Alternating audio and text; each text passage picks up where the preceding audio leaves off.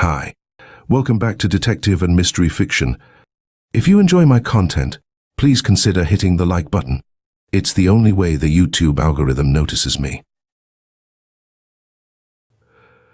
This collection is the second part of the January 1920 issue of Sim Street Smith's Detective Story magazine. It features 3 short stories, along with letters to the editor. The magazine was sold for 15 cents and contained 180 pages. I have added timestamps for each story. Hope you enjoy this one.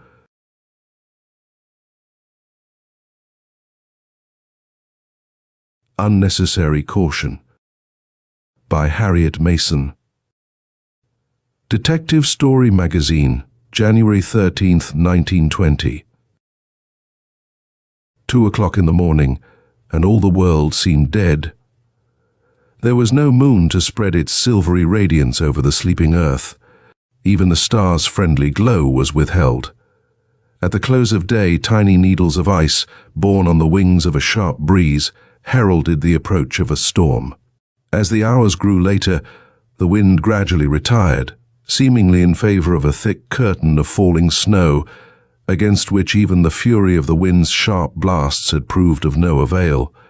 Ryder Avenue, with its magnificent dwellings, was wrapped in silence, a silence broken only by an occasional low whine, as a forgotten gust sifted its way through the telephone wires bordering the avenue.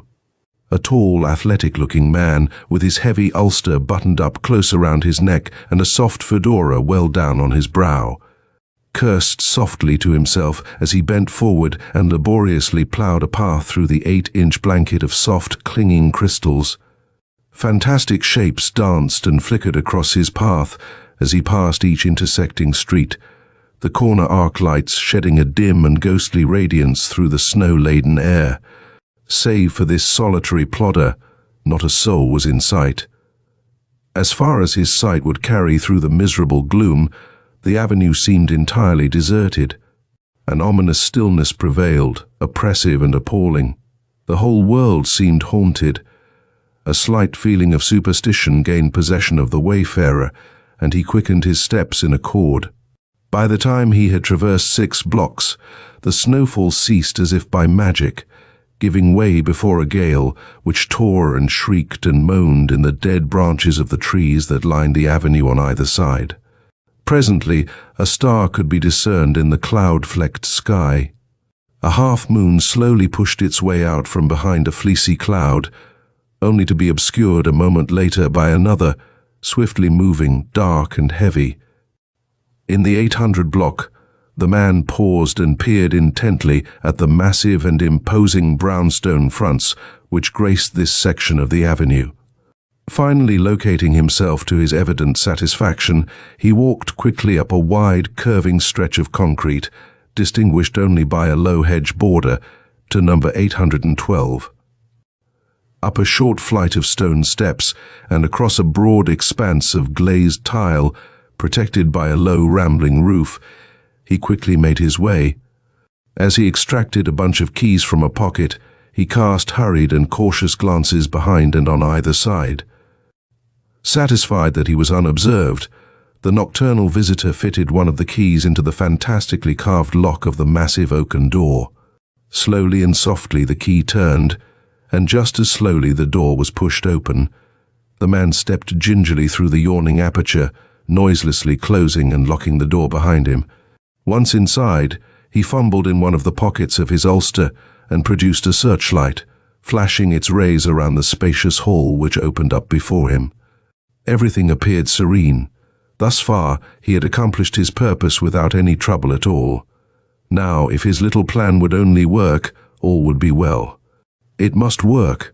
He'd make it work, but from now on, all the caution that he could command would be necessary in order to accomplish the desired end. It would never do to fail now, after such careful planning. But he told himself that this was absolutely the last time. Tonight would mark the end of his nocturnal stunts. If this little project was successfully pulled off, he would mend his ways. He had enough of this night prowling which sooner or later might end in disaster of some sort. and although his actions of tonight were peculiar to say the least, he was a proud man and had no desire to face disgrace in any form, however slight. He cut short further soliloquy on the subject and removed his shoes, taking care not to make a noise. From another pocket of his ulster, he brought forth a pair of soft-soled slippers, which he placed on his feet. Next, he removed his overcoat, coat, and vest, draping them over a chair which he had located with the light. Shivering, he wondered at the absence of warmth. Surely someone was lax in their attendance of the furnace. He thought of frozen and burst water pipes and shivered again. He was leisurely removing his tie when a slight, regular tick caused him to start perceptibly and switch off the light. Tick-tock, it went. "Ha!" he grunted. "Who'd have thought a clock ticking would scare a fellow?" Again he held his breath and listened. "Careful, careful," it warned. He smiled, snapped on his light again, and turned it full upon a tall and ornate clock standing above him on the stair landing. "Careful is the word, old boy," he said, nodding at it in a friendly manner. Then he crept toward the steps, first rolling his discarded clothing into a compact bundle. Slowly, step by step, he moved methodically up the broad staircase, always pausing on one step, and gingerly testing the one above before entrusting his weight upon it. And then the untoward happened. The 10th step gave forth a squeak which rang loudly through the stillness of the night. Quickly he shifted his way to the lower step, and in doing so, nearly lost his balance. He threw out a hand and clutched at the rail. It was somewhere to the right, he knew, but was not aware it was so close. As a consequence, he skinned his knuckles and, at the same time, lost his grip on the electric torch. With a loud thump, it hit a step, and bouncing, hit another lower step, and from there rolled to the bottom. "Damn," the prowler said, as if he snarled the word. "Of all the infernal luck, that racket will bring the house down upon me." For at least 2 minutes he stood motionless, scarcely daring to breathe, his heart pounding against his ribs in rhythmical monotony. Even in this tense moment, he likened the noise it made to that of a man with a peg leg traversing an interminable stretch of boardwalk. He prayed silently that no one had heard the clatter of the falling flashlight. To be caught now would demand an explanation he was not prepared to give. He was compromised enough as it was, without having to explain his presence here on the stairway at this untimely hour. Even if he was caught, he had grave doubts if he could explain satisfactorily to all parties concerned. As he thought of this event, all the different avenues of escape passed before his mind in kaleidoscopic fashion. Breathless and alert, he stood shivering, helplessly waiting for the exposure that he feared. But nothing happened. There came no challenging voice from the darkness, a fact of which he was exceedingly thankful. Evidently, the inmates of that house were sound sleepers. For no other reason could he account for the fact that the racket had passed unheeded. Satisfied that his alarm was uncalled for, he crept down the steps and fumbled about in the darkness until he found his light. He pushed the little slide to see if it was still in working order, and was rewarded by a blinding flash. With a deep sigh of relief, he again moved up the steps, and presently reached the top in silence and unmolested. "Darn queer," he muttered under his breath, as he slowly extended an arm and nervously felt for a door along the wall before him. "I wonder where everybody is." Presently his groping hand came in contact with a doorknob, evidently the one he was seeking, for he twisted it carefully and stealthily glided into the room. He found himself in a good-sized room. This fact was evident from the soft glow which filtered through costly lace curtains hanging before a window at his right. A large 4-poster bed, barely discernible through the semi-transparent gloom, loomed grim and foreboding in the farthest corner, a fact which told him this was the room he had singled out for the night's project. He paused, now that he was in the room, and seemed to pull himself together, as if for some trying ordeal. Well, Might as well have it over with, he declared under his breath. Carefully depositing his bundle of clothing on the floor near the entrance of the room, he squared his shoulders and advanced with faltering steps toward the bed. Realizing that this was the most crucial moment of the whole adventure, he generously drew upon all his reserve of caution and advanced inch by inch. His soft slippers sank noiselessly into the deep pile of a costly rug. He had almost reached the bed when something soft and wieldy pressed on his foot above the slipper. At the same time, some hideous, nameless thing rubbed against his leg. He brought himself up with a jerk and prepared to retreat hastily from the room when an unmistakable meow sounded at his feet. With a muttered curse, his hand sought the object of his fright, found it, closed upon its neck with a grip that threatened to exterminate the struggling animal, and groping his way to the door, opened it and flung the thing far down the hall. Soft, padded feet hit the floor some distance away with a muffled thump.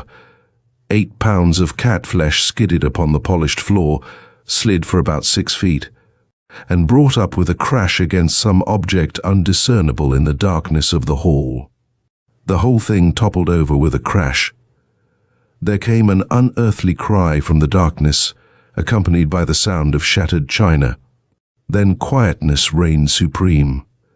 In the haste and alarm which followed, the intruder slammed the door, braced his back against it, and faced the bed, expecting every second that the room would be filled with light as the occupants endeavored to discover whence came the noise.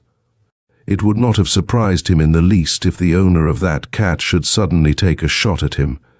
He expected something to happen and waited, tense and impatiently, for the denouement which he felt sure was bound to come. Now he faced exposure from both sides of the door. Any minute might find the hall full of servants, roused from their slumbers by that infernal racket. In dread silence he waited, until it seemed as if hours passed. Yet nothing happened. No scurrying servants' feet sounded outside as they rushed from their quarters to ascertain the cause of the noise. No challenge came from the bed in front of him. It was uncanny, unheard of. He began to think that he could pull the house down without disturbing the occupants in the least. However, he felt thankful that the disturbance had not brought the house down upon him, and his scare over, he advanced again toward the bed. He hesitated every now and then as if afraid something might jump at him from its great hulk. Now he was at its side, and he bent over, scarcely breathing, listening carefully, painfully straining his eyes to see something that should have been there but was not. His shaking hands swept lightly over the bed, feeling carefully the pillows, ever seeking something they could not find. Twice he passed his hands completely over the bed before he realized that it was empty. Gad! His clammy hand went to his forehead and swept it dazedly. Where in creation are they? He gasped. The thing was beginning to take on an aspect so unbelievably uncanny that he began to wonder if he was in his right mind. According to every calculation he could bring to bear upon the subject, the occupant of that bed should be there, must be there. Surely he must be going daffy. He'd been careless the first time, and while great beads of sweat stood out on his brow, he again brushed the bed lightly with his 2 hands, finally convincing himself that it was, indeed, empty of human occupants. Slowly he stood erect while a slow whistle of amazement escaped from between clenched teeth. Here was a situation that he had not counted upon. Had he made a mistake and gotten into the wrong house? Were his eyes and hands playing him tricks? But no, this was number 812. He remembered now seeing the number in heavy gold figures attached to the outside of the front entrance. Then, too, the clock on the stairs seemed familiar. Then why all this muddle? Arousing himself a trifle, he thrust out his hand toward the wall, groping for a button he knew was there handy. His trembling fingers encountered it, jabbed it viciously. Instantly the room was flooded with a soft, rosy glow. He looked around slowly, as if in a dream. Save for himself, the room was devoid of any human presence. The bed had not even been slept in. Everything was in the neatest of order. What could it mean? Where were all the inmates of the house? Where was the occupant of that bed? His eyes wandered slowly from object to object, then returned to the empty bed. He shivered. This thing was proving too much for him. His nerves tingled with an excitement new to him. In a bewildered state, his bulging eyes again swept over the room. Then his eye caught sight of a small piece of paper impaled on one of the pillows with a black-headed hatpin. He snatched it up, opened it hastily, and quickly scanned the contents. The missive ran, "Dear Joe, I shall not be home for a week. Mother and I left on the 5:15 for her place. The servants have all been dismissed for a week, with the exception of old Giles, who will attend the furnace, look after Tabby, and attend to things generally. I thought perhaps you might wish to stay at the club. Do not muss anything. Your loving wife, Diana." "Well, I'll be hanged," ejaculated Joe, as he sagged weakly into one of Diana's dainty mahogany chairs. "I'll be hanged," he repeated slowly as he fingered the note. "And here I come sneaking into the house like a thief, so as not to wake them. Oh, hell!" He got up, switched on the hall lights, went downstairs, noisily this time, and made straight for a long-necked bottle which stood on the sideboard. End of Unnecessary Caution by Harriet Mason.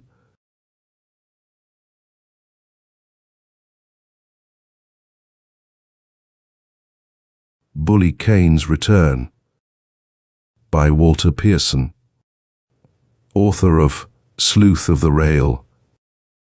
Detective Story Magazine, January 13th, 1920. Captain Wenton looked up in quick surprise as Detective Jim Slade entered the private office. Slade, an old friend, had been assigned to Wenton's precinct for more than a year and had a habit of dropping into the captain's room now and then for a chat.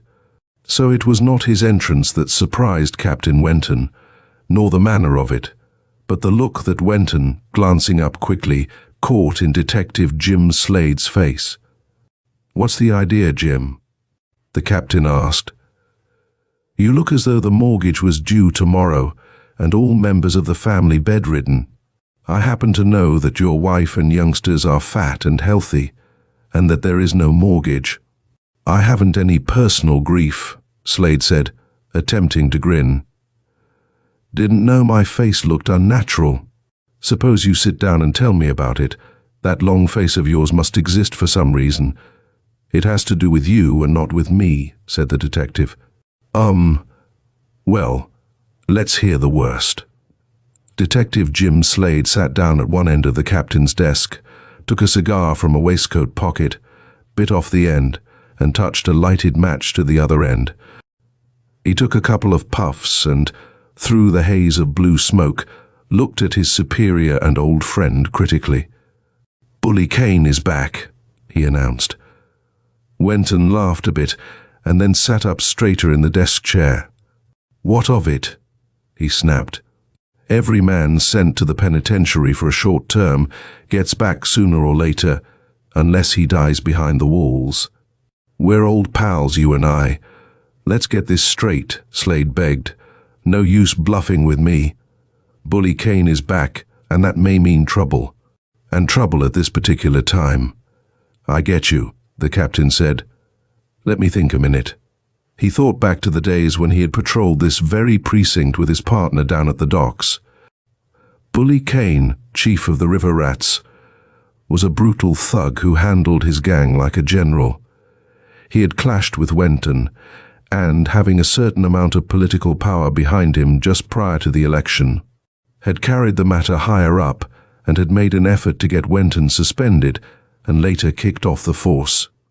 Smarting under unjust charges, Wenton, when his partner turned his back because of political reasons, had raided half a dozen riverfront resorts single-handed and had arrested Bully Kane for murderous assault. A reform mayor, elected the following day, had journeyed to the hospital and made Wenton a captain, and Bully Kane had been sent to the big prison up the river. His gang had been scattered, and now, according to Detective Jim Slade, Bully Kane was back. "Tell me about it," Wenton said. "I thought it was about time he was getting out." "He got out 5 months ago and some of his friends hustled him to the west," Slade explained. "And a couple of his old lieutenants came here and passed the word. You'd think it was the Corsican returning from that island where they had him. Word has been slipping around for the past 6 weeks or so that Bully Kane was coming back, and that the good old days were coming back with him." Wenton's teeth shut with a snap. "Kane has a perfect right to come back, having served his sentence, and the right to stay in town as long as he behaves himself. But the good old days, as they call them, they are not coming back, Jim. We cleaned up this precinct for the mayor, and we're going to keep it clean. We've got it so an honest sailor can go 3 blocks from his ship without having his head smashed in and his roll taken, and honest sailors are going right ahead having that sort of protection. Still, I'm worried a bit," Slade said. "There's an election coming on, and the old gang wants to get back in power naturally. And if we have a big muss down at the docks now, the opposition newspapers will naturally make monkeys out of us. Say that the police can't keep the city quiet, and all that rot." "Got anything else to tell me, Jim?" Wenton asked. "Yes, they're up to something. There's going to be Hades popping down at the docks any minute, and you might as well get ready. Bully Kane is after you, of course." "I suppose so. In fact, Captain, he has sworn that he'll get you." "He has, eh? Shot from the dark or something like that?" "Only as a last resort, Captain. That would be too quick and easy to suit Bully Kane. If he had lived in the right age, he would have made a peach of a torturer. He wants to break you down, discredit you, disgrace you if he can, and take particular pains to let you know that he did it." "I see. Well, Jim, I'm not exactly shivering because of Bully Kane and his gang and his threats, but I don't want an outbreak down there just now. It'd look bad. It'd be great political capital for the old gang," Jim Slade admitted. "I'm keeping my eyes open, of course." "Thanks, Jim. And the minute there's an indication of the well-known Hades commencing to pop, I'll send in a call. But you know your business, of course. But don't you think a few extra men scattered around is—" "No," said Wenton in thunderous tones. "I'll not do Bully Kane the credit of scattering a few more men around. The best way to lick a man like Bully Kane is to show other men that he isn't considered bad at all. He lives on a bluff and always has. He isn't half as bad as he is painted, and as his followers think he is. I got him once all by myself, and I can do it again. But you're a captain now. Doesn't make a bit of difference. If I find it necessary, I'll leave the office, go down there, and handle Bully Kane alone." The following night the reign of terror began, something like the old days, save that it was not so open. 6 sailors were beaten and robbed. There were a score or more brawls, and the men on the beats reported that the lawbreakers were shielding one another, as they had formerly when the law had little power in the district. Captain Wenton did not increase his force on duty. He announced that he expected the regular officers to handle any lawlessness, and that he wanted the district as quiet as it had been before. "It's Bully Kane, all right," Jim Slade reported to him. "I haven't set eyes on him, but he's behind all this. I've seen a lot of sly grins on the faces of some of the old-timers. I'm afraid they're preparing for a big riot." Wenton said nothing in reply. Already opposition newspapers were hinting that the efficiency of the police in the riverfront precinct was a myth only, and a certain high official journeyed down to the district and held speech with Wenton. "I'll handle it, sir," Wenton said shortly. "It won't do a bit of good to put a lot of men down there. It would advertise the fact that we were afraid of Bully Kane. I'm going to handle it with the regular boys, and in the regular way." For more than a week the lawlessness in the district increased. Kane's men were up to their old tricks again. One policeman, caught alone in an alley in the early morning hours, had been stripped of his uniform, beaten, and left in the street for his companion to find. When Captain Wenton heard that, He clenched his teeth and paced the floor of his private office, thinking it over. Showing disrespect for the uniform, are they? He said to himself. That's the one thing Bully Kane thinks will get me started. Well, if he insists, I'm about ready to start. Slade came in around midnight to report. I've seen Kane, he announced. He's out in the open now. I saw him in one of his old loafing places, with half a dozen of his friends around him. He had that old sneer on his face, and he laughed when he saw me. He's working under orders from the old political crowd, all right. That night, there were half a dozen robberies and a few assaults.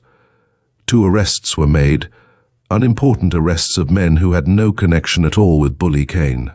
The first editions of the morning papers were loud in their clamoring for more efficient police.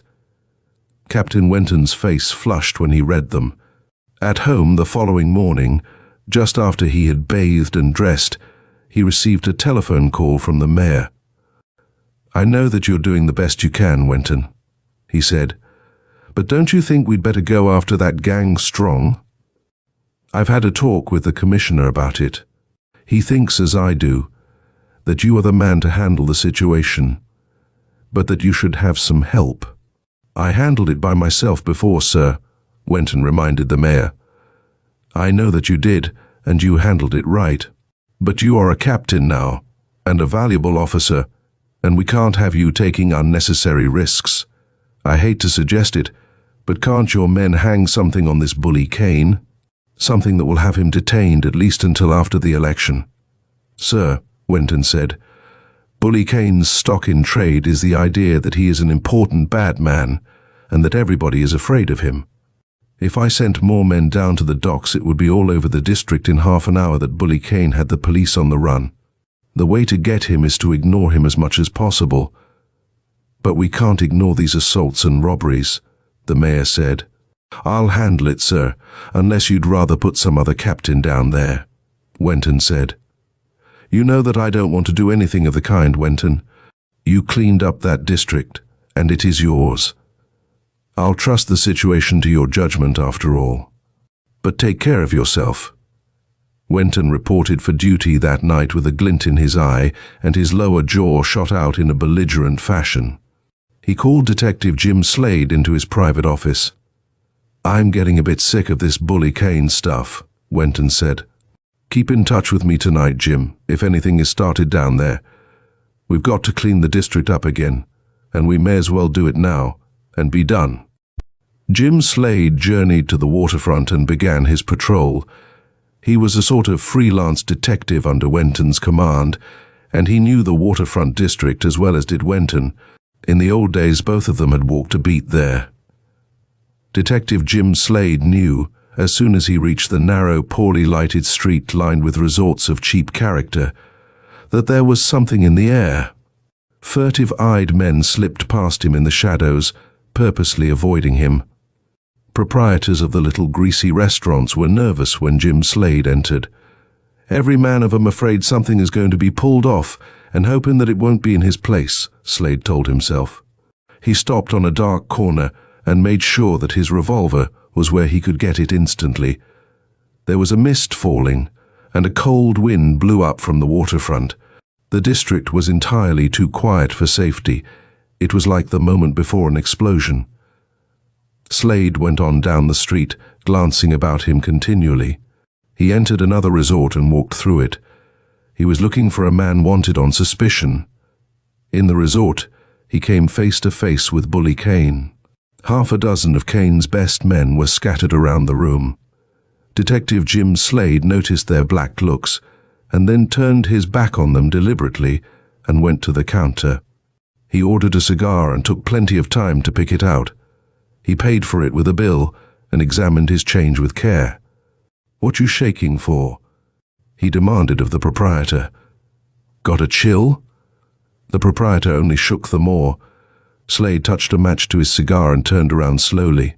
Bully Kane, sneering, hands on hips, was standing within 6 feet of him. "How's the fly cop tonight?" Kane asked. Slade met his eyes and took the cigar from the corner of his mouth. He was proud of his profession, and he did not like the term fly cop. Kane knew it. "Referring to me?" he asked. "You're the only flybull in sight. Trying to stand on your hind legs and show fight, are you?" Detective Jim Slade said. "Don't make me laugh, Kane. You throw an awful bluff at being a bad man, but you're not really." "That's so?" Kane asked in sneering tones, thrusting his chin forward, his little eyes glittering. "It's not being bad, Kane. It's only indigestion. I've heard that the food up the river isn't any too good for a delicate stomach." Bully Kane's face turned purple and his fists were thrust down at his sides. "Fresh, ain't you?" he said. "Not exactly. But it amuses me when an ex-con tries to carry on. You never were very bad, Kane, and you're less than you were. If I were some of these old-timers, I'd hook up with a live one or else go it alone." Bully Kane sensed immediately that Slade was trying to undermine his influence with those of the district who looked to him for leadership. He took another step forward. "You can't talk like that to me, bull or no bull." "Behave," Slade told him, putting the cigar back into his mouth. "You don't scare me at all, Kane. You never did scare me, if you want to know. Bluff you are, that's all." For a moment they glared at each other, and then Detective Jim Slade gave a little laugh and turned his back, walked to the door, turned and grinned at Bully Kane and went out into the night. It had been an exhibition of nerve, but Slade had known it to be necessary. It never would have done for him to have shown he was worried over the situation, and he was playing Wenton's game. Slade went on looking for his man. He turned down a foul, ordered alley where there was little light, and something came out of the dark and crashed down upon his head, and Detective Jim Slade stretched his length on the ground. Captain Wenton received the report in full from a headquarters man who was prowling around the district searching for a murderer. "They got Jim Slade," he said in concluding his account. "I just sent him to the hospital, head smashed and pockets turned inside out. They even took his shield. And all Hades is breaking loose down here, Captain. There's a small-sized riot in every resort. No doubt about who did it. Bully Kane is bragging that he and some of his men got Slade." Wenton ordered 3 detectives to go to the waterfront and paced back and forth across his office for a time, pondering it. Half an hour later, one of the detectives reported. It was as the headquarters man had said. Bully Kane and his men were running the waterfront, and after the old fashion. "Take charge of the station," he said. "Be ready to send the wagon when I call for it. I'm going after Bully Kane." "Pardon me, sir, but if you want help—" "I didn't need help before to get Bully Kane, and I'll not need it this time," Wenton snappily told him. He buckled on a revolver and reached for his cap. He did not dream of changing to civilian clothes. He was in his fighting uniform, and he wanted every man to know it. He stalked from the station and walked rapidly down the street. He might have been an officer going out to patrol a peaceful suburb. Wenton made no effort to use a department automobile and did not even travel by streetcar. He did not doubt that he had been watched, for Kane generally had a spy near the station when he was on a rampage. He did not doubt that word had already been sent to the waterfront that Captain Wenton was on his way down there. Wenton knew every foot of the district from his patrolman days. He slipped through cross streets and alleys, for he wanted to reach the center of the disturbance before being discovered. It was something for an officer to go into that place alone. Usually, the patrolman walked in at night. Wenton was not a man to be laughed at by thugs. They did not look at Captain Wenton that way. He slipped around the house and was close to the narrow street. Standing back in the shadows, Wenton watched and listened for a time. He saw men staggering in and out of some of the cheap resorts. He saw 2 patrolmen stop a fight and saw them surrounded by thugs. The patrolmen were not harmed, but the men who had been fighting away were. From one of the resorts came shouts and loud laughter. From another came a foreign sailor staggering along the street, tears running down his cheeks. He had been robbed and kicked out. Wenton could tell that at a glance. Still, Wenton made no move. He glanced toward the patrol call box on the corner and made sure that he had his keys. He slipped through the shadows to the box, unlocked it, and left the door ajar. All he had to do now was reach inside and throw the lever, and the hurry-up call would go in. A shot sounded down the street. Wenton saw 3 thugs pursuing a patrolman, saw the officer get his back to a wall and start to fight. It was a swift encounter. Almost instantly, the thugs had disappeared into an alley, and the patrolman was stretched on the ground. Another officer ran to him, picked him up, and carried him toward the box to send in a call for an ambulance. Wenton stepped from the shadows. "Bully Kane did it, sir," the officer said. "I saw him, and so did a dozen others. Some of them would make good witnesses too. They don't belong to Kane's gang." "That's all I want," Wenton snapped. "Send in your call and leave the door of that box unlocked." Captain Wenton straightened his uniform coat, adjusted his cap, and stepped forward. Straight down the narrow street he walked, beneath the bright light at the corner. His shield and his buttons carried a message for all men to see. Wenton was there, alone, on grim business. Half a score of men slipped back into the shadows as he passed. Not all men of the district were in sympathy with Bully Kane's attempt to bring back the old days of disorder and violence. Others skipped on ahead to give warning. Men wanted for certain things faded away into the night. A sudden hush seemed to fall over the district. Wenton went to the biggest resort, Kane's old headquarters, and kicked open the swinging doors. He stepped inside and looked over the place. The proprietor was cringing behind his counter. 2 score men were in the resort, some sitting at little tables, some leaning against the wall. There were men who sneered openly at Wenton, others who looked away furtively, still others who tried to get from the place as speedily as possible. Slowly the crowd parted, and soon Wenton saw a sort of lane before him. But he did not make the mistake of starting to walk through it. Having looked them over, he turned to the proprietor. "Running wild again, are you?" he demanded. "Reports have come in that you're getting pretty noisy around here." I hope not more than usual, sir," the proprietor stammered. "Don't try to lie to me. I knew you when I walked a beat. I know every trick up your sleeve and every thought in your head. Detective Jim Slade, my friend for years, came down here tonight on business. He met Bully Kane in your place and they stood up to each other. And after Slade went out, he was knocked on the head. I've come down here for Bully Kane." There was silence in the big room, save for the heavy breathing of some of the men. "Jim Slade is my friend, and this thing is between Bully Kane and myself," Captain Wenton declared. "Kane's mighty handy having his men strike an officer in the dark. That's a coward's way. If this Bully Kane is such a high and mighty bad man, why doesn't he come out in the open? There are men in this room who look to Kane as a boss. Are they standing behind a man who's a coward?" Silence again, save for a shuffling foot here and there. "If Bully Kane is anything but a big bully and rank coward, if he's anything but yellow, he'll show himself and stand up in front of me. I realize the fact that I came here alone, and that any half-dozen of you probably could get the best of me. If you try it, you're sneaks. I tell you this is between Kane and myself, because Kane smashed Jim Slade or had it done. Bring him out, I'm waiting. I'm waiting to beat him to a pulp, the skunk.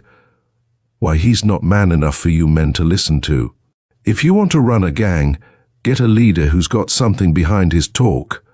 Came a roar from the back of the room, and Bully Kane sprang into the little lane the men in the place had left. His coat and hat were off. His shirt sleeves were rolled above his elbows. He looked a giant, a powerful brute. "Afraid to face you, am I?" Kane asked, sneering. "I've been waiting for the chance." "You could have had it any day by telephoning," Wenton told him. Bully Kane roared and charged. Wenton tossed his cap to one side, stepped quickly to the other side, met the flying body with his own, and took it in his close embrace. The other men had charged back against the wall. This was a matter between 2 bitter enemies, and they waited for Kane to prove his mastery. And Wenton sensed what it meant. If Kane defeated him, Then Kane would rule the waterfront and every thug would rush to his banner. If he defeated Kane, he would gain friends and perhaps more foes of a sort. They broke away and rushed again. Wenton gave back, fighting to get near the wall and put his back against it. He returned blow for blow. It was not an easy battle, for Kane could fight. "I did it once, and I'm going to do it again, Kane," Wenton cried. "I said it. You're not half a man." Kane cursed loudly and rushed in again. This was a battle where no rules of combat were observed. Kane bit and kicked and gouged. He grasped Wenton's wrist and tried to snap it across his knee. Wenton hurled him back to a corner, stood before him, and began hammering him down. The better man began to show. There were growls of surprise from the others in the room. Bully Kane was fighting a losing battle now, and he knew it. His brutality and lust for victory could not stand against the determination of the man who knew that his friend had been struck down from the dark. And Wenton had breath enough now and then to talk. "Gang leader?" he asked. "Who take orders from you? Smash my friend on the head, will you? I came down here to get you, Bully Kane, and I'm doing it. Why don't you fight, you yellow pup?" Kane was trying it. Wenton's taunts renewed his courage for a moment, and he beat the captain back. But Wenton returned to the fray like a human whirlwind, pounding at the face and breast of Bully Kane, tearing into him, giving him what punishment he could. Wenton's own face was a mass of bruises, and his uniform coat was in ribbons, but he fought on, knowing what the outcome must be. He was fighting Bully Kane at his own game, at a game the men around them understood. He was standing up to his man, not as an officer of the law, but as another man defending his friend. Then there came a crash, and Bully Kane's legs sank under him, collapsing to the floor. Wenton staggered back against the wall. "Well, I did it," he said. "Is this the thing you men want to call a leader, this yellow thing here? If you do, I'm sorry for you." There came no word of reply. Captain Wenton tried to button the collar of his torn coat. He took out a handkerchief and wiped his face. Then he stooped over and picked up Bully Kane. "What now?" a voice demanded. "This scrap was between you two men.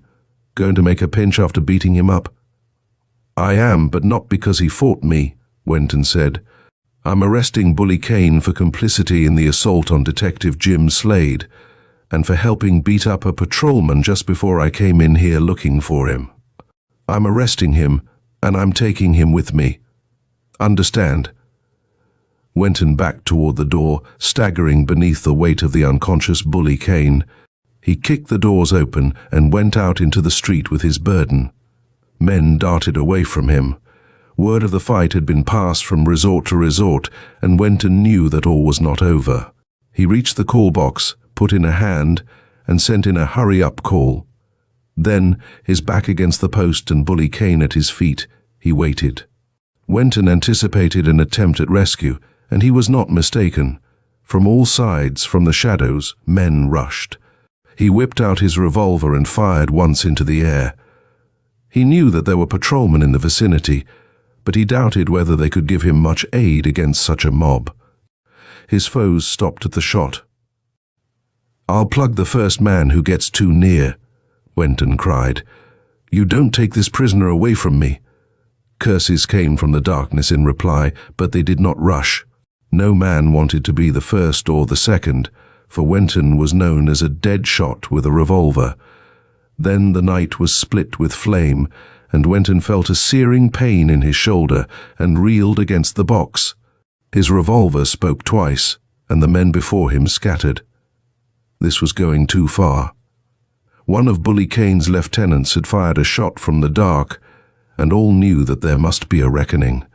Every man hoped that Wenton had not recognized him, for Wenton knew most of them by sight. Another shot came, and Wenton crouched beneath the box and fired at the flash. He heard a shriek of pain and smiled grimly. From far down the street came the sound of a gong. The hurry-up wagon was at hand. Bluecoats poured from it, riot sticks in their hands. Wenton got weakly to his feet. "Take this thing in and have the surgeon look it over," he commanded. "I'll need the doc myself a little later, and wait for me a minute." Back down the street, Winton staggered alone, waving back the officers who would have accompanied him. He still held his revolver in his hand, waiting for another shot from the dark, but none came. He went back to the resort and kicked in the doors. "Close up," he said, "and keep closed until we have a little investigation. Orders, understand?" 2 score men glared at him while the proprietor whimpered. Captain Winton looked them over scornfully, then tottered into the street again, and up it toward the wagon. "Bully Kane, huh?" he muttered. "He came back, did he? As if I cared." End of Bully Kane's Return by Walter Pearson.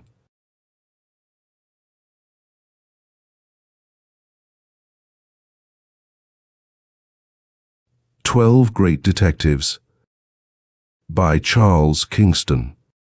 Detective Story Magazine, January 13th, 1920. John Kane, former Chief Inspector, CID, New Scotland Yard. Amid the turmoil of the Great War, the death of ex-Chief Inspector John Kane in May 1915 passed almost unnoticed, but he long will be remembered at the Yard as one of the cleverest detectives of his day. Kane was an Irishman, and he spent 3 years in that famous body, the Royal Irish Constabulary, before he came to London and joined the police force there. Probably the RIC did not offer the scope that a man of Kane's ambitions needed, but whatever the reason for the change, Scotland Yard benefited, and the young officer found himself in a congenial atmosphere. He was of a kindly disposition, familiar enough with his friends, who still speak affectionately of Jack Kane, but somewhat reserved with strangers, giving one the impression that he lived only for his work, which was a pleasure to him. He had his own methods too, and a fair share of originality, but it is hard work that makes the successful detective, and Kane proved the truth of that statement.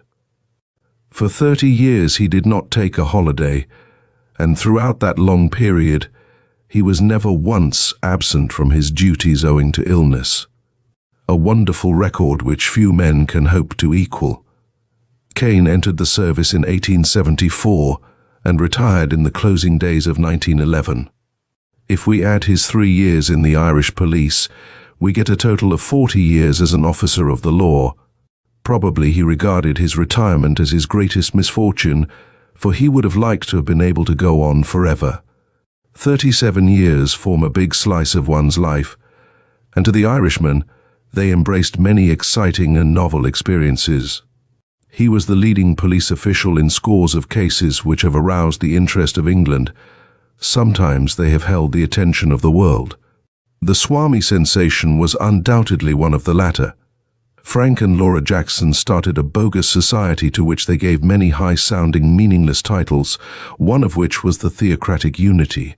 The male swindler took the mysterious name of Horos, and the woman called herself the Swami. Their society was supposed to be mystic, and was supposed to confer certain powers akin to the spiritual upon those lucky enough to be elected members. Young girls were attracted to it because the promoters hinted that once they were initiated into its mysteries, they would be able to fascinate any man they loved, and immediately they offered themselves for membership. Their common sense was lulled by the performance of certain ceremonies. The mystic, or even the suggestion of it, always has had a magnetic effect upon women, and the Swami, who was really the brains of the movement, soon gathered in a fine harvest. Girls were robbed and cast into the streets, most of them too ashamed to tell of their experiences.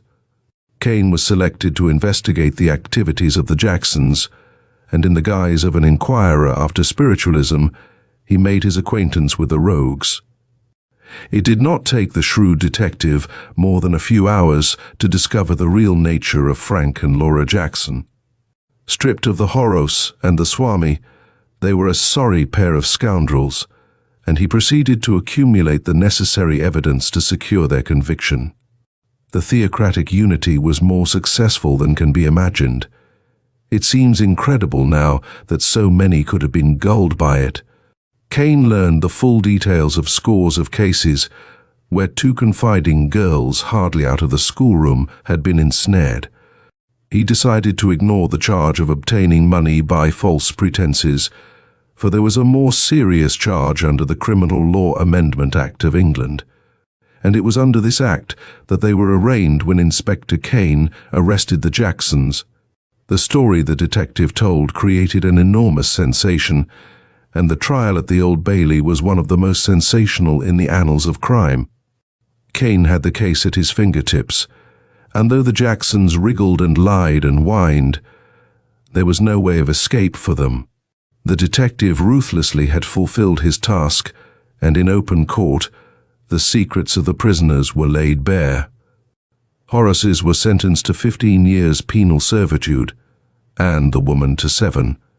It was the most effective plan for separating as dangerous a pair of rascals as the world has ever known.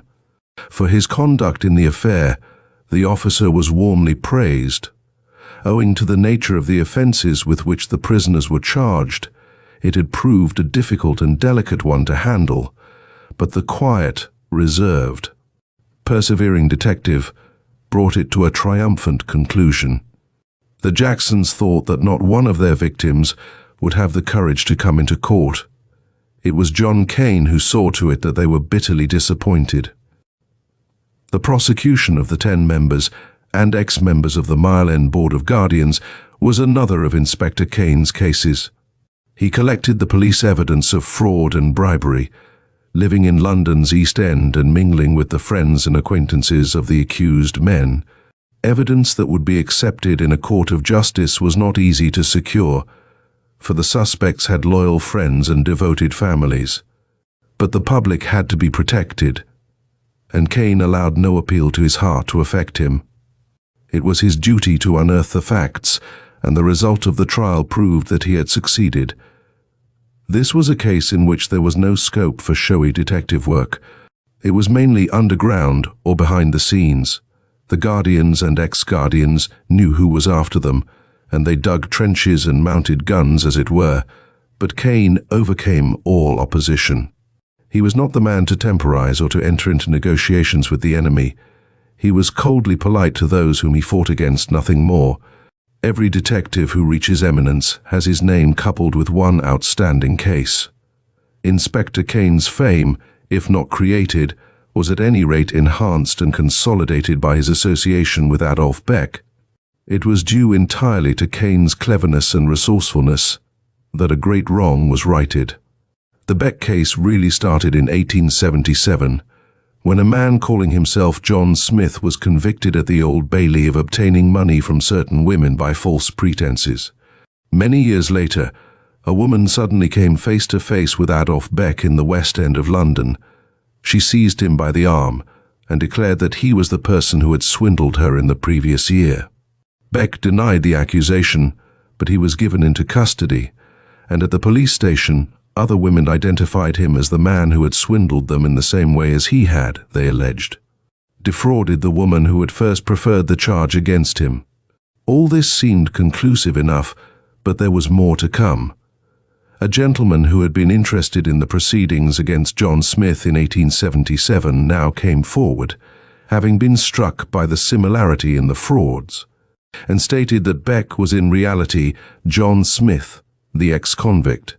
The records were looked up, and it was discovered that Smith's methods of obtaining money and Beck's, as charged against him, were identical. That was enough. Beck was committed for trial, convicted, and sentenced to 7 years penal servitude, his convict clothes being marked with the letters DW, which indicate that the wearer has been convicted before. Beck never ceased to protest his innocence, and he was the subject of numberless petitions to the Home Secretary. He was sentenced in 1896, and in 1898, his solicitor convinced the Home Office that, whereas John Smith was a Jew, Beck was not. The authorities thereupon had the letters DW removed from the convict's attire, but they affirmed that, even though this was his first offence, he was guilty, and Beck served his time. In 1901 he was released on license, and 3 years later was again arrested on the same charge. At the Old Bailey he was found guilty, but, as a doubt had arisen in the judge's mind, sentence was postponed. Such was the state of affairs when Inspector Kane dropped in at Tottenham Court Road Police Station to look over the charge sheet and to see the prisoners awaiting their police court appearance. Among these he came upon an individual who interested him instantly. "That fellow is very like Adolf Beck," he remarked to another officer. "What is he charged with?" "Defrauding women, sir," was the answer. "He first called himself Captain Weiss, but now he says his real name is Will Thomas." Inspector Kane went into the prisoner's cell, where he was received with an easy courtesy characteristic of the criminal who has had a long acquaintance with prison life. "Where did you get those scars on your brow and chin?"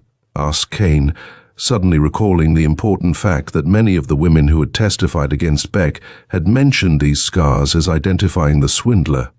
Curiously enough, Adolf Beck bore no scars, but that did not save him from conviction.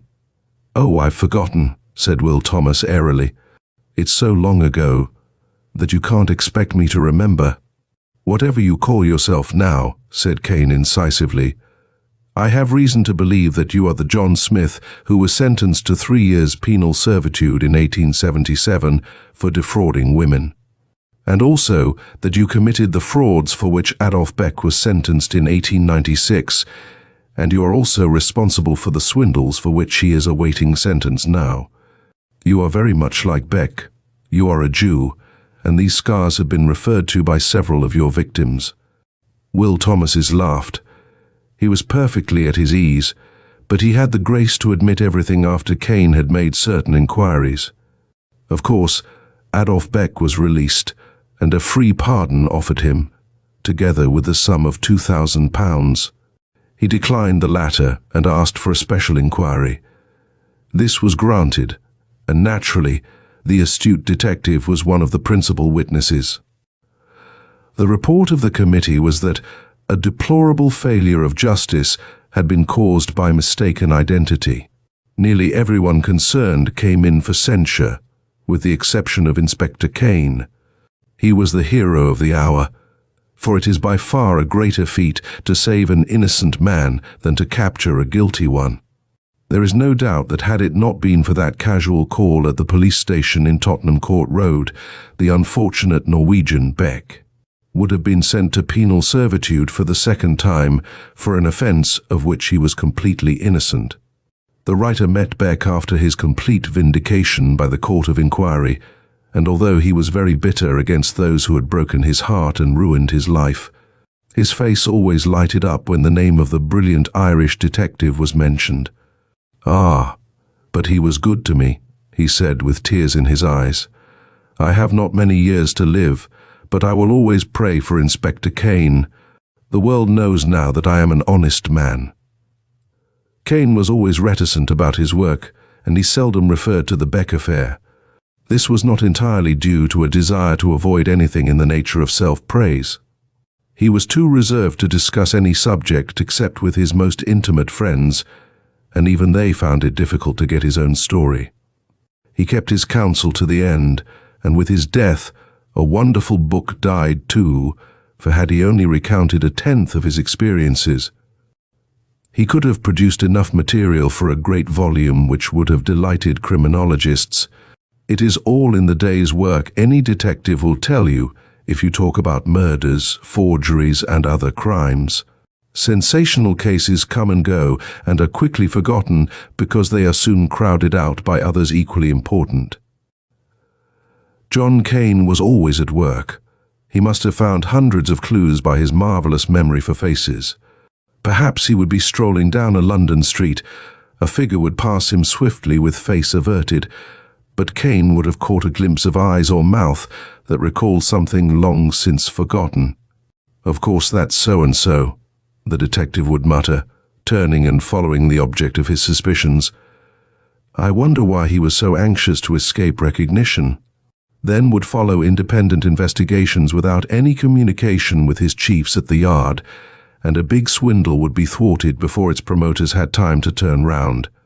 On one occasion at least, Kane, by recognizing a certain criminal, prevented the murder of a well-known public man. The ex-convict had prepared to kill the person he considered responsible for his previous conviction, but Kane, his suspicions aroused by the fellow's presence in a place far from his usual haunts, decided to arrest him for failing to report to the police. Subsequent investigation revealed the ex-convict's plans, and he was sent back to prison to serve the remainder of his sentence. One of Kane's earliest murder cases was that which became known as the Grafton Street Mystery. A rumor reached Scotland Yard that a man had been murdered in the street referred to, and Kane was sent to investigate. He arrived outside the house just as a heavy box was being placed on a barrow for conveyance to Charing Cross Station, and the detective read the address to which it was consigned, a house in one of the poorer quarters of Berlin. He had the box taken back into the house and opened, and when the lid was lifted, a most remarkable and blood-curdling incident occurred. The body of the murdered man had been forced down to fit into the box, but it had been done in such a way that when the lid was lifted, the body sprang into a sitting position, as though the dead man suddenly had come to life again. The remarkable feature of this murder was that it had been carried out by a woman, and for that reason, it is unique in the category of crimes which have been labeled trunk mysteries. The massage frauds were traced by Kane and the promoters convicted and sentenced. It was another version of the get-rich-quick lure based on the well-known weakness of mankind for obtaining something valuable for a very small outlay. The swindlers advertised extensively in the newspapers to the effect that in return for a fee they would train persons of both sexes in the art of massaging, and as soon as they were proficient, well-paid employment was guaranteed. The work was described as easy and attractive. Indeed, the advertisement almost proved that the only comfortable calling in the world was that which they offered everybody. Inspector Kane paid the necessary fee and became one of the pupils, though he never troubled to take a lesson. He only wanted to come in daily contact with the swindlers and to watch their methods. He never asked a question, for he could form his own conclusions. And before he threw the bombshell into the camp of the owners of the bogus massage establishment, he was able to save more than one person from the toils of the villains. When he was ready with his evidence, Kane had the conspirators arrested, and his case was so complete that the defense quickly collapsed. It seemed that he knew more about the inner workings of the fraud than the swindlers knew themselves. The most depraved and pitiless of criminals is the blackmailer. There have been murderers for whom one can have some sympathy, but a blackmailer never yet existed who did not deserve hanging. A creature got his claws around the throat of a gentleman who had a palatial residence in Herefordshire. He demanded money for his silence, and the lowest sum he would accept, he said, was £10,000. The blackmailer was a mixture of the polite rascal and the desperate scoundrel, and having first tried the velvet glove method, and failing to impress his victim, he had recourse to the mailed fist. Not only did he threaten exposure, but he added a rider to the effect that he would shoot him if he did not pay up and look pleasant. The landowner wisely placed the matter in the hands of Scotland Yard, and the chief of the Criminal Investigation Department entrusted the task to John Kane. He was given a free hand, and his only instructions were to bring the blackmailer to justice. Acting on Kane's instructions, the country gentleman professed to comply with the blackmailer's demands, and he wrote to him asking for an appointment in London. By return, he got his answer, and a meeting was arranged to take place in a house on Great Ormond Street, a dismal thoroughfare in the neighbourhood of the British Museum. It was John Kane, however, who kept the appointment. The blackmailer must have suspected the worst, for when the detective reached the landing where the scoundrel was to await his victim, he found the fellow armed and well prepared for emergencies. Probably his suspicions had been aroused by the sudden surrender of the landowner and his eagerness to meet him. As soon as Kane flung himself on the blackmailer, a desperate struggle ensued. Had the detective been less determined, or had his strength failed him, he would have been murdered there and then, for his antagonist was determined not to be taken alive. The detective, however, gained the upper hand and succeeded in conveying his man to the nearest police station. When the blackmailer was sent to penal servitude for his double crime, blackmail and attempted murder, the police realized that they had safely locked away one of the most ferocious criminals of the century. Less than a couple of 100 yards from the house on Great Ormond Street, Inspector Kane had another fight for his life. He was deputed to arrest a cutthroat of the very worst type, who had boasted that he would murder any man who attempted to capture him. It was no idle threat either, for the criminal had proved his recklessness in the past, and his disregard for human life was notorious. But Scotland Yard men seldom worry about personal danger, and certainly John Kane was not the one to avoid it. There was no person in the world of whom he was afraid, and when he was given instructions to arrest this desperado, he went straight after him. Bloomsbury is a quaint medley of old-fashioned houses. In the same street, you will find the stately residence of a doctor and the foulest of cheap lodging houses.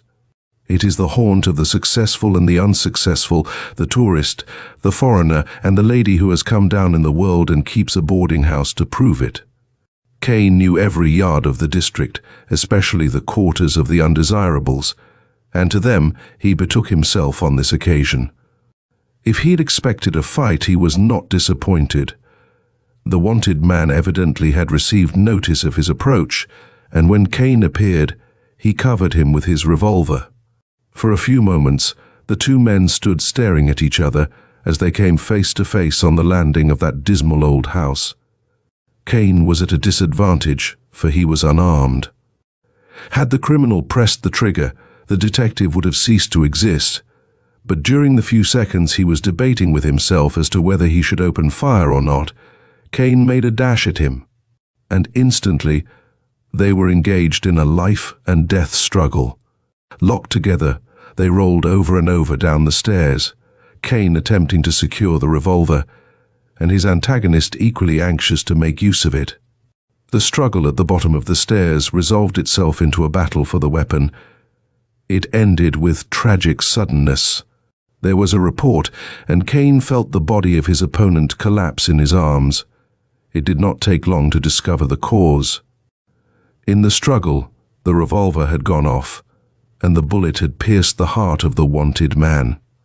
It might just as easily have killed Inspector Kane, who always regarded the incident as his narrowest escape from death.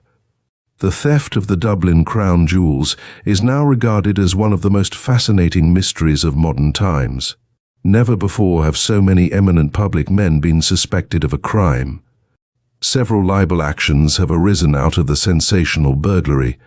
Parliament has considered it, and even to this day it is debated.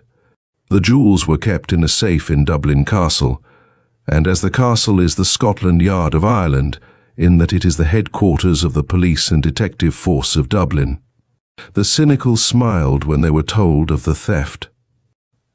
King Edward was furious, for the jewels were to have been used at the installation of Lord Pirrie as a Knight of St. Patrick during his late Majesty's visit to Ireland.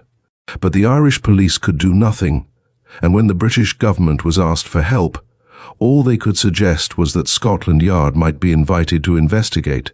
In a case of this sort, there was one man at the yard peculiarly qualified, and that man was Chief Inspector John Kane. He was Irish and, as already stated, had served in the Royal Irish Constabulary. To Dublin, therefore, Kane went and joined in the hunt for the thieves and the jewels. No detective, or anybody for that matter, cares to admit defeat, and Kane was disappointed over his trip to Ireland. He had his suspicions, and if he could not prove them, he had the satisfaction of convincing himself that they could not be disproved. But where even the Viceroy himself was criticized, the detective had to be careful. It was no ordinary case, but one which threatened at any moment to convulse society.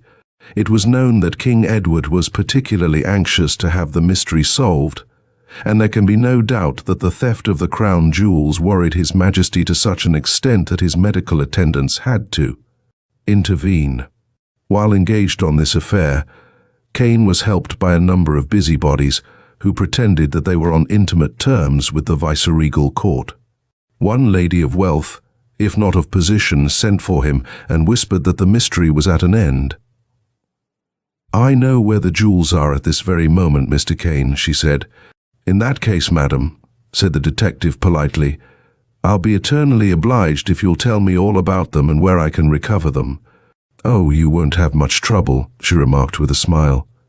"The man who stole them was Lord Blank, who gave them to his father, who has just replaced them in the safe at the castle." The detective looked skeptical, but his attitude merely evoked pity. "Go to the castle," she said, "and ask them to open the safe in your presence, and you'll see I'm right." Inspector Kane did not go to the castle, however, for he had something better to do, but during the next few days he heard the lady's explanation repeated in a score of places. For once, there was a unanimity in the views of the excited amateur sleuths. Everybody was talking about Lord Blank and the dramatic interview with his father, during which he had confessed to the burglary. Circumstantial details were added, until it seemed as though there had been a crowd present at the scene between father and son. As it was an easy matter to have the safe opened, Kane called at Dublin Castle and proceeded to put the rumour to the test. Needless to say, the jewels were still conspicuous by their absence. But rumour is a wonderful thing, and in the affair of the Dublin Castle jewels, it is tougher and more enduring than ever. It was only a few weeks before Christmas that a friend of Lord Blank's explained in the House of Commons that the nobleman had not purloined the jewels.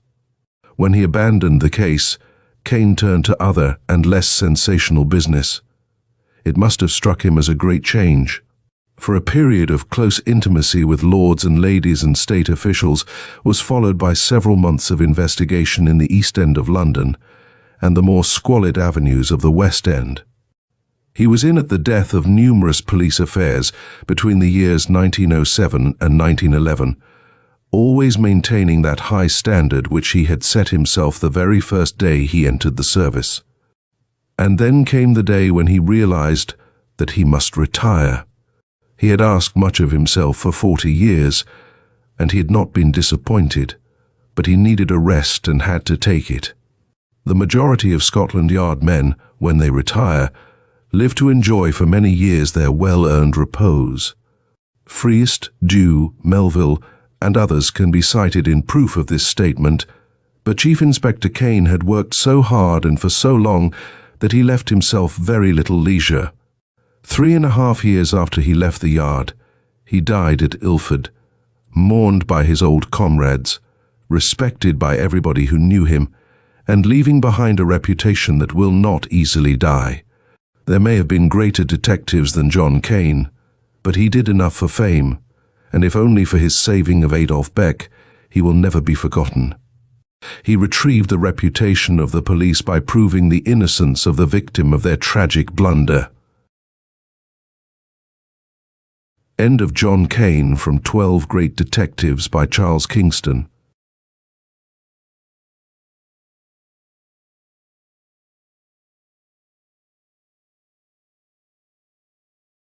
Letters to the Editor. Detective Story Magazine, January 6, 1920. Generally speaking, there are two distinct classes of detective stories, and in one or the other most narratives of this kind may be placed. If motive is the dominant feature of a detective story, it can be put in the former of these classes, while if the method is the feature, it falls in the other. Of course, all detective stories, any surely, which are worthy of the name, contain both motive and method, but almost always one of these essential features preempts the other, as the author takes from the beginning the motive or the method point of view. It was with Carolyn Wells that we most recently discussed this subject, and we became so absorbed in our talk with that very widely read author of detective stories that we decided you all would not only be interested in hearing about it, but would also like to take a hand and send us some letters expressing your views. As you no doubt know, Carolyn Wells is a writer, exponent, and believer in the method or puzzle type of detective story. From her earliest recollections, Miss Wells was interested in any form of puzzle. The cut-out kind fairly flew together at her touch, while those that required mental gymnastics were almost as quickly solved. Thus, it was quite natural, when Miss Wells came to write detective stories, that she should choose the kind that would interest her most, the unraveling of a puzzle. And there are many readers who like this kind best, many who are most interested in trying to find out how the crime was committed. While we publish both types of detective stories, we are frank to confess that we belong with readers, and we think they are in the majority, but your letters will give us a better insight into this, who like the motive to be the dominant feature. Needless to say, we are very much interested by the author's cleverness in having the criminal display remarkable ingenuity in committing the crime and in hiding its commission from the investigators. Also, we are absorbed by the cleverness displayed by the detective in finding out how the thing was done. But what engrosses us, makes us read on and on with breathless interest, is when the writer, by his genius, works toward the denouement of the mystery by having the detective study the characters of the persons under observation, the conflicting emotions they may be straining under, and the various motives that might have prompted any one of them to commit the crime. For instance, to make our point more clear, let us take what we will call a disappearance story. A girl, perhaps with her lunch or her books tucked under her arm, leaves the house of her parents at her usual time. She starts for business or school. Nothing has transpired, so far as anyone is able to find out, that might have thrown her from the accustomed tenor of her ways. With a smile on her face, she waves goodbye to her mother, who is standing in a front window. She passes down the little walk, goes out of the gate, turns the corner, and vanishes, seemingly into thin air. Not a trace of her movements can be found since her mother saw her last. Now, we freely admit that what we may term the mechanical or method part of this girl's disappearance may be very ingenious and interesting. But we contend that what will interest most persons will be the motive which impelled her disappearance. Did she go away of her own volition? Was she taken by physical force? Was moral suasion used by another? Was there a man in the case? Had she financial difficulties? Was it a case of lost memory? All these and hundreds of other suppositions are suggested and run to earth, if this can be done, in an effort to find motive. Truly, we feel that this is a phase of detective story writing that should prove equally interesting to both authors and readers of this kind of fiction. And we assure you that we will be very much pleased if you will write and tell us whether you like the motive or the method featured in detective stories.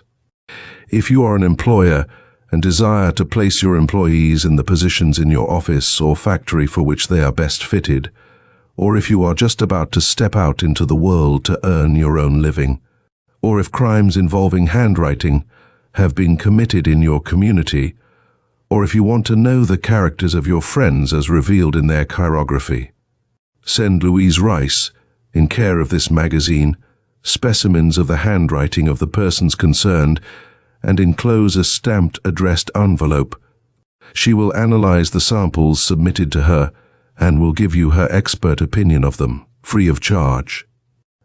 Every communication will be held in strict confidence. When permission is granted, cases will be discussed in the department with or without the illustrations. Of course, under no circumstances will the identity of the persons concerned be revealed. Miss Rice has on hand 1,000 or more specimens of handwriting from readers who wished their handwriting analyzed in the magazine. On account of restricted space, it will be a long time before these letters appear. We therefore suggest that these readers send Miss Rice a stamped addressed envelope, and she will give them an analysis of their handwriting in a personal letter. John Kane. To follow the sea, eh? But just what kind of sea work do you suggest for yourself? I am sure you would not like to be an ordinary seaman. You would find it too monotonous. Why not investigate what our Navy has to offer an ambitious, rather restless young man like you? Loretta J. Corner. My dear, it looks to me as if you were the man of your family. Your husband, with his good nature, will only smile at that, I know.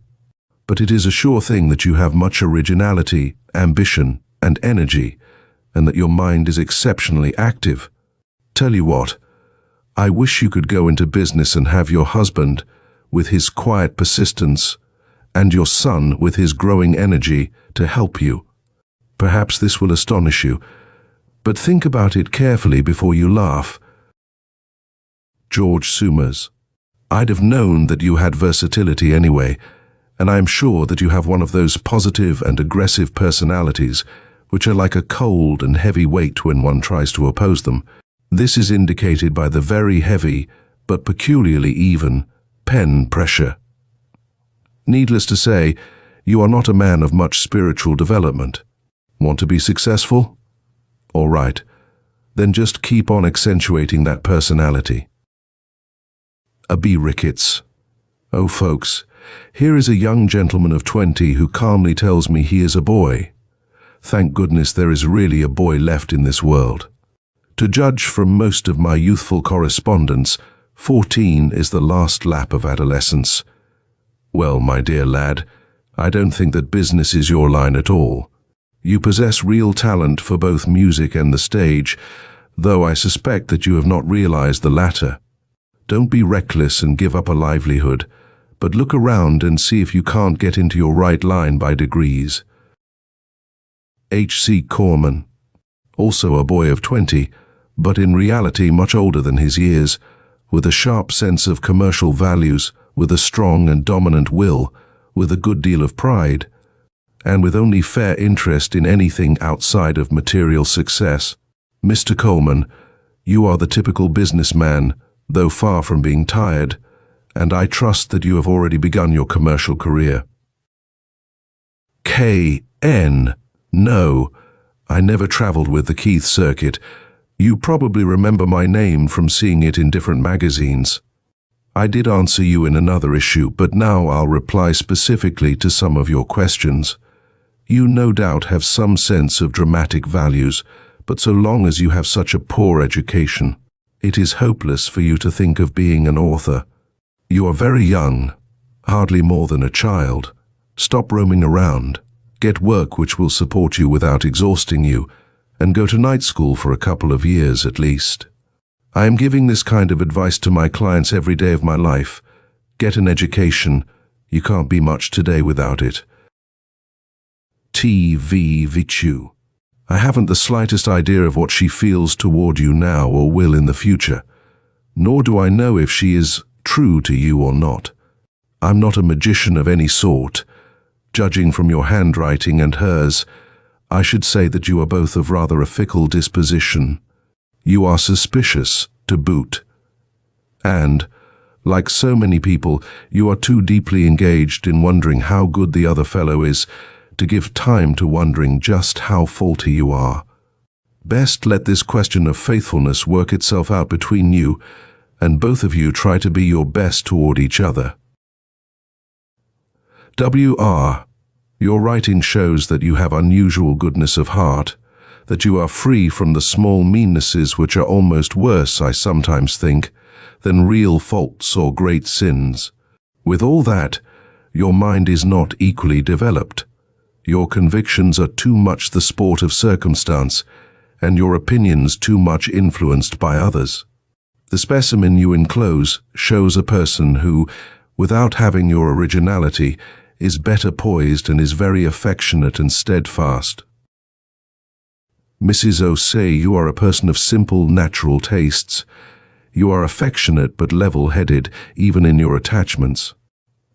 Your husband's writing is very good indeed, considering the circumstances which you mention. He is a person who needs encouragement, love, confidence, and friends who will stimulate him. Your chum's writing interests me particularly. It shows unusual mental qualities. I am sure you find this writer a splendid companion, and that she is worth cultivating. C.E.N. Sorry, my dear, I hate to say it, but if you are going to have a happy life, you'd better start right in now to put a firm, though kindly, hand down upon the gentleman. He's too vain for words, and selfish as they make them. Lots of energy, you understand, and plenty of ambition and all that. But you, with your gentleness, had better watch out, or you will be stepped on. P.N. The writer of the note is a person who is your mental superior, by a whole lot, but has little of that sincerity and straightforwardness which characterize you. Her personality is exceptionally attractive and magnetic. Your own nature is a good one, but lacks her imagination and self-confidence. R.S.L. I wish I had space to use your writing as an illustration here, but I'll do it later on in the lessons on graphology. Most of the great number of fellows who think that they ought, could, or should be detectives could profitably compare your writing with their own. But do you think that as chief of police in that place you have sufficient scope? I don't. Your mind surely cannot have proper incentive under the circumstances. I believe that the most valuable thing I can do for you here is to prod up your ambition, which I suspect of going asleep under too easy a job and too congenial surroundings, eh? JJL, you don't tell me what kind of business you want to succeed in. You have some talent for office work and can easily make good at it, but your best line is work demanding far more initiative. Ever think of the opportunities afforded by the various mail-order businesses? There is work which should pay you well. The specimen you enclose shows a person who, while of a pleasant disposition, will never be an inspiration to you or anything but a social drag as the years go on. A word to the wise. Chaz MCC, I'm not surprised to hear that you have drifted. Your T-bar shows me a will too apt to let you do that very thing, but it's never too late, you know, for a strong will to be made and used. I don't care what you do to start with, provided that it is something definite and that you throw all your enthusiasm into it. Then, grip hard and hang on, and don't let a day slip by in which you have not forced your will to guide and control you and your actions. A year of that, and you won't need any advice from me. FMG, of course you have good points, your generosity, your sincerity, your good taste, and your instinctive refinement. Your weaknesses you know as well, I am sure, your personal vanity, your touchiness, your temper. Do you know that you have a real genius for music? I suspect that it is undeveloped, as pride and ambition do not seem to be well marked. A JL, where shall I seek for happiness? There is just one place where a human being can seek happiness and surely find it, and that is in his own heart. If you seek it elsewhere, dear friend, you will seek in vain, but after you have found it, you will be surprised to see that it is everywhere, and that you may give as well as find. Your writing shows me that your mistake in life is to believe that anything worthwhile is to be found in the exterior circumstances of life. Be at peace with yourself, believe your own power to be what you aspire to, and you will find that you have a magic mirror in your hand, which will show you what you want to see. WBC, my child, I read your letter with the utmost interest. This, folks, is a young Chinese girl of exceptional intelligence. Indeed, any girl of her age, even with the best of advantages, might be proud of her original mind and capacity for expressing her thoughts. Now, look here, WBC, at whatever cost, you must have a good education. It would be a crime if a girl of your powers were wasted on the kind of work you are now doing. There are scholarships for young people like you, plenty of people who would take an interest and send you to college. You write me again and give me an address that will reach you. It may be possible for me to do something about this. Meanwhile, keep a brave heart and look forward confidently to the future, for I feel sure that it is to be far happier than you think. Anna E.T., you know that's one of the hardest possible questions to answer. when the talent is still more or less dormant and is not strong in the first place. But I will say for your comfort that the ability to write stories, like everything else, can be more or less developed by persistent work.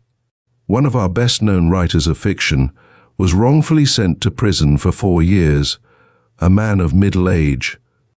And there, seeing his business future shattered, and with really very little true talent, contrived to teach himself the art. So, go on, and remember this, that you must write of what you know yourself. Don't lay your scenes where you have never been.